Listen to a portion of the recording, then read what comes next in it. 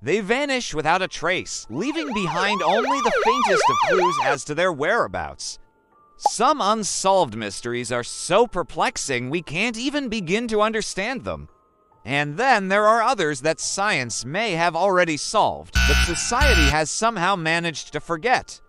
These are the unsolved mysteries that keep me up at night. This is the first episode of a new series where we delve into the darkest recesses of the unknown.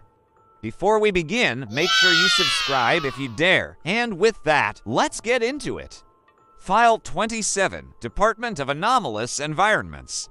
Declassified in 1999. Original incident date, March 3, 1974. The following is an account of an event that transpired inside the old Riverside Hotel, which was slated for demolition. At the time, the building's architect was going over the blueprints with two workers who had been assigned to clear the contents of room 6B. The room had been locked for decades, the key long since misplaced.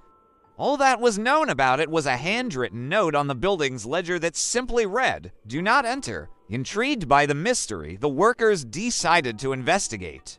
When they arrived at the room, they found the door to be heavier than it looked, cold to the touch. When they finally pushed it open, the air inside felt wrong. Not stale or dusty, but strangely dense, like water without moisture.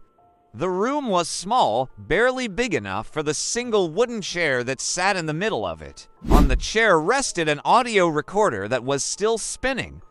The tape clicked and rewound and played on its own. At first it was static, then came a faint humming sound. But the noise wasn't coming from the recorder, it was coming from the walls. That's when one of the workers stepped inside. The temperature dropped sharply and his breath fogged in the corner of the room.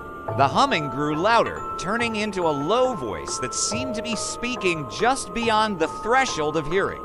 The other worker leaned closer to the recorder, and that's when the voice on the tape grew louder, saying, "You shouldn't be here." Both men rushed out of the room, but when they looked back, the doorway was gone. The wall was solid brick. When police arrived, they found no record of a room numbered 6B on the hotel's blueprints. Only one of the workers made it out of the building that night. The other vanished without a trace, leaving behind only the faintest of clues as to his whereabouts.